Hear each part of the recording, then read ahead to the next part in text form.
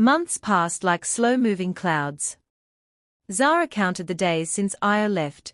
Each sunrise reminded her of his absence. Each sunset felt heavier than the last. She held onto his message, reading it every night, waiting for the moment her phone would light up with his call. But silence became her companion. Even though her brother recovered fully from the surgery, Zara's heart was never the same. She worked, she created, she smiled for customers. But something in her soul felt empty, like a part of her had been carried away on that plane. On the other side of the world, Ayo worked tirelessly. His talent quickly caught attention in South Africa.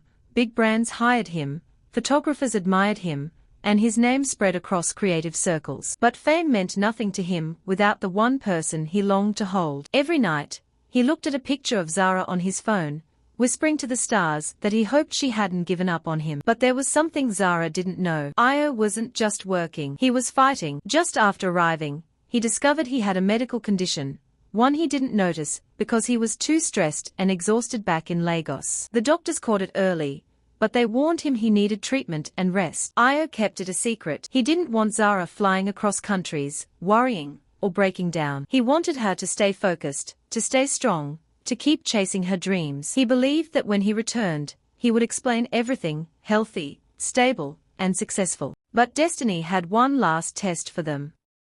One evening, after a long workday, Zara received an email from a major fashion organization inviting her to a global exhibition in Johannesburg. She almost ignored it, but something in her heart told her to go. She prayed, packed her bags, and booked a flight, hoping that maybe, just maybe, her path would cross with Ayo's again. When she arrived in South Africa, the exhibition was massive, full of designers, photographers, and industry giants. As she walked through the hall, her eyes scanned the faces unconsciously, searching for one familiar smile. Then she saw it, a wall-sized banner displaying the exhibition's top photographers. And there, in the center, was Ayo's image, camera in hand, eyes focused, passion blazing. Her heart stopped.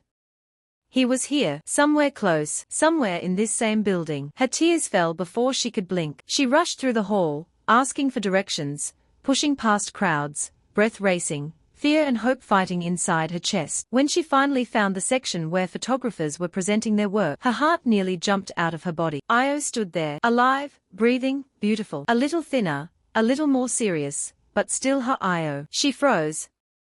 He looked up, and the world stopped. For a moment, neither of them moved. Their eyes locked, holding weeks of pain, months of longing, and years of love in one silent stare. Slowly, Ayo stepped forward. "Zara," he whispered, his voice breaking. She didn't answer. She ran into his arms with a force that almost knocked him off balance. He held her tightly, burying his face in her hair as their tears mixed with relief. "I thought I lost you," she cried. "You can never lose me," he whispered, voice shaking. "I was only trying to come back stronger." They stood like that for minutes, wrapped in a hug that erased all the distance, all the worries, all the silence. But Zara pulled back slightly, studying his face. "Ayo, why did you say if destiny allows? What were you hiding from me?" Ayo swallowed hard. "It was time. I didn't want to scare you," he began softly. "When I arrived, they discovered a health issue. Nothing too serious, but it needed treatment. I didn't want you panicking or leaving your life behind to take care of me. I wanted to come back to you healthy and whole." Zara's eyes filled again, but this time not with pain, only love. "You should have told me," she whispered. "We are supposed to go through everything together. Not only the beautiful moments, even the hard ones." Ayo nodded, holding her hands. "You're right.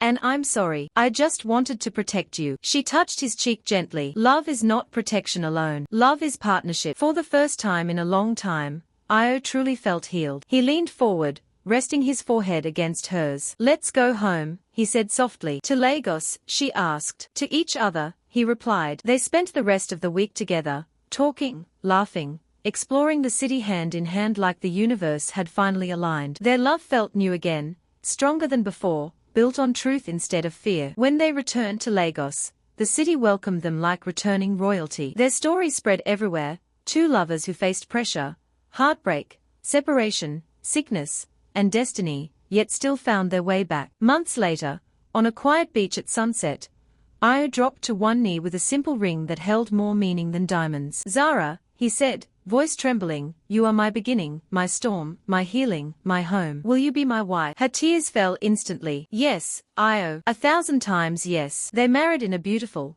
simple ceremony surrounded by family and friends. There was no drama this time, just joy, peace, and gratitude. Their story became a legend in Lagos, told for years as proof that real love may cry, break, shake, and wander, but it always finds its way home. These were truly the final tears of a Lagos lover.